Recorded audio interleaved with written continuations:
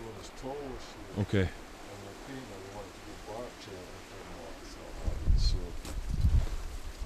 maybe next year.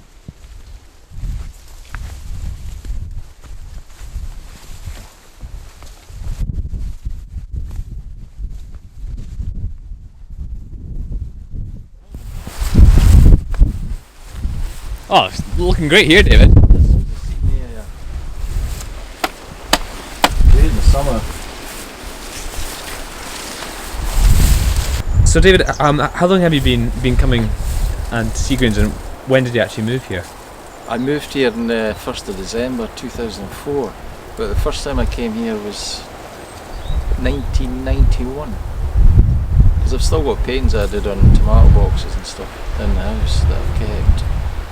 And just used to do little paintings on the table in the house, and then oil paintings I would paint in the woodshed there, but that would be in the winter. How I did it, I've no idea, but I managed to work in there. And at what stage did you start letting your garden grow around the cottage? When I first moved here, when I came here, I was just there was nothing here, absolutely, all that was flat. I was covered with these, whatever these are. I should know, but I can't remember. And a lot of the trees that I've got in there were actually washed up on the beach, because they're all coming down from Denifenella that are planted to hold the soil. So a lot of the stuff that I've actually in there is being found on the beach, even a lot of the plants, or from Mrs. D's garden, who's a neighbour. But Mrs. D's garden was semi-wild as well. And was that next door? Yeah, her garden was amazing. I mean, she knew the Latin names for every flower and plant.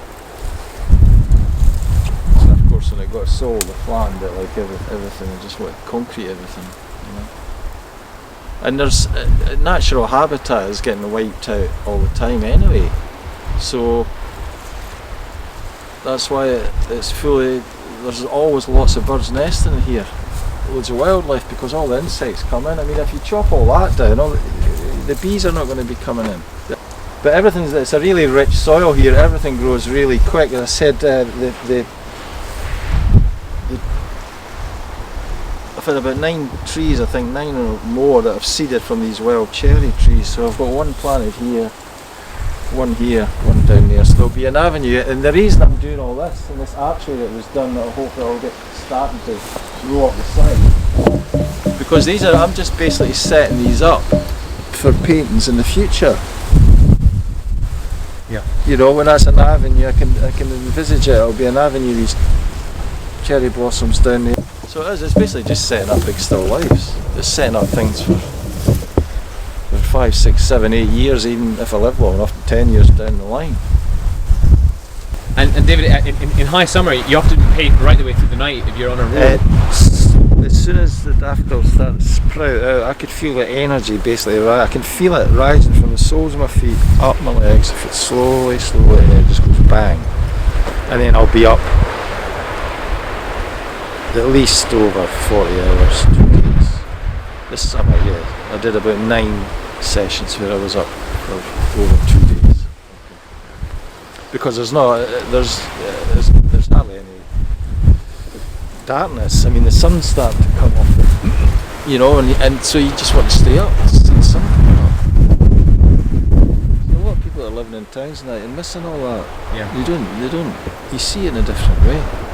If you're seeing it every day, I'm just seeing things in a different way to what I used to. Well, when I first moved you here. probably feel the seasons more than anyone else living here. Well, I do, and that's what I said when you came here. I was feeling a bit raw because I could feel my mood started to plummet, and again, you could feel the energy coming up. In the autumn, I started feeling it draining away. Yeah. And I should just go with it, but I hate to be idle. I love to be working. I don't like it. I always feel that I'm getting too lazy and stuff. But then looking back, as you said, you need time to. But you also you must feel the energy of the winter storms, especially if you must get battered here by the wind and rain and Well, you get sea. battered mentally and physically.